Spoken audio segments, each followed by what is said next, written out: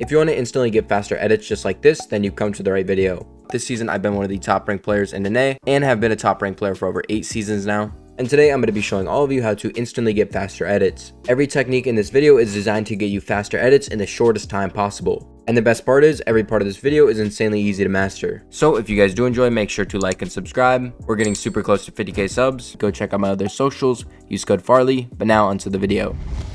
Now, if you do want to get really fast edits just like this, the first thing you want to do is come down here to the build section, and you're going to increase your movement speed to 120%. Obviously, this is going to make you move faster, but when you're editing, you're going to be forced now to edit faster, because if you mess up an edit, you get caught on your floor. This is going to train your fingers and your brain to force you to edit at a faster pace, meaning you're going to become a overall faster editor. And also, if you don't have hours to grind the game and you only get like an hour a day, this is going to be the fastest way for you to get faster edits. So make sure you're doing this. And now what you can do is go back over here and go back to normal speed. And you're going to notice that everything is going to feel super smooth and controlled. And you're going to just feel faster overall. And when you get in game, you're going to notice you're going to feel a lot more confident in your edits. So make sure if you really want to get faster mechanics, you do this for like 5 to 10 minutes a day. Moving on now, let's talk about the next best way to get faster edits. And that is by building muscle memory. So the first thing we're going to do to get faster edits after we warm up our free build just like this, we're going to go to the menu, and then we're going to go to the edit section of this map. You're going to see now there's a bunch of different editing drills that you can practice. And when we do this edit, we're going to make sure to slow our movement speed down to 80%. Now that you've slowed down your movement speed, now you're going to go into the wall drill right here, and you're going to see there's a bunch of walls in front of you.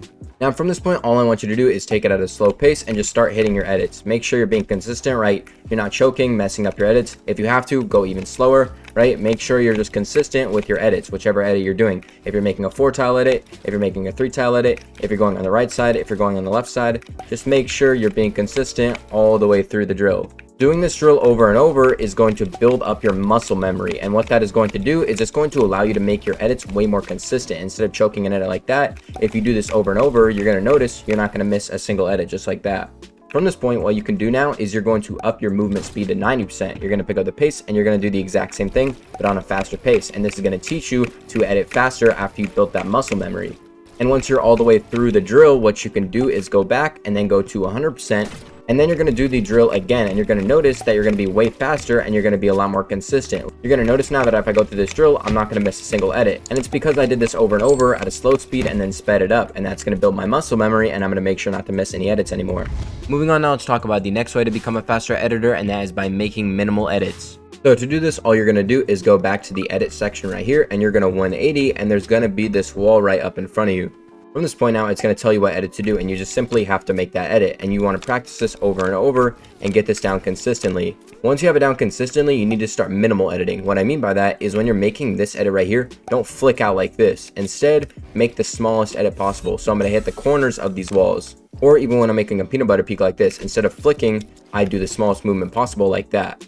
The reason you always make a minimal edit is, let's say there's a player in front of me and I want to make a peanut butter peak. I'm not going to make the peak and flick, because then my crosshair won't be lined up with the player as soon as I confirm the edit. Instead, I make the smallest edit possible. So by the time I confirm the edit, you'll notice my crosshair is already close to the player, and that allows me to line up a headshot. So notice the difference. I flick, I have to get my crosshair all the way back. But if I make a small edit, my crosshair is already on the player, meaning I'm going to hit a max shot more than not.